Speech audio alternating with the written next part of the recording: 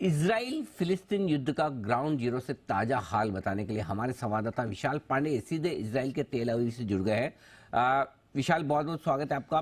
पहला सवाल मेरा आपसे यही कि इजराइल में इस वक्त मौजूदा हालात क्या है और इजराइल के जो बंधक बने हुए, काफी उनके नागरिकों को जो बंधक बनाया है हमस के आतंकवादियों ने, उनको लेकर क्या अपडेट है? इजराइल के क्योंकि लगभग 50 से 100 की संख्या में ये नागरिक अभी भी बंधक बताए जा रहे हैं और इसमें न सिर्फ इजरायली नागरिक हैं बल्कि हमें जो जानकारी मिल रही है कुछ विदेशी नागरिक भी हैं। हालांकि अमेरिकी नागरिक के होने की भी सूचना सामने आ रही है, इसकी आधिकारिक पुष्टि अभी तक नहीं हो पाई है और यही सबसे बड़ी चुनौती इस वक्त इजराइल और डिफेंस फोर्सेस के सामने है कि कैसे उन बंधक बनाए हुए लोगों को वापस सुरक्षित लाया जाए जिन्हें हमास ने कब्जे में लिया जब यहां पर इजराइल में हमला किया हमास के आतंकियों ने, और उसके बाद उन्हें वापस लाना ही सबसे बड़ी चुनौती है क्योंकि चुनौती इस बात की भी है कि वो किस इलाके में है, कहां पर छिपे हैं और कितनी संख्या में यहां पर घुसे। ये भी कहीं ना कहीं थोड़ा सा चैलेंज जरूर है इजरायली डिफेंस फोर्सेस के सामने। बिल्कुल विशाल, तो क्या ऐसा लग रहा है कि ये युद्ध लंबा खिंच सकता है?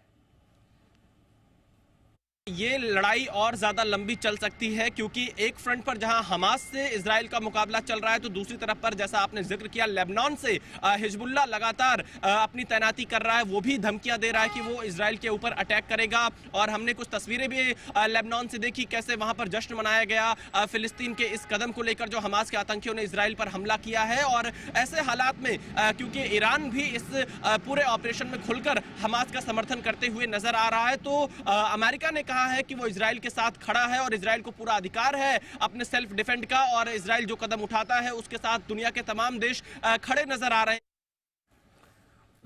तो ये है आपके लिए इजराइल फिलिस्तीन युद्ध पर तेल अवीव से हमारे जी मीडिया संवाददाता विशाल पांडे की रिपोर्ट। उन्होंने कहा भी कि किस तरह का एक्शन वहां पर बनता हुआ दिख रहा है। हालात अभी बड़े मुश्किल भरे हैं, इसमें कोई डाउट ही नहीं है। बड़ा माहौल वहां पर एकदम खराब होते हुए दिख रहा है।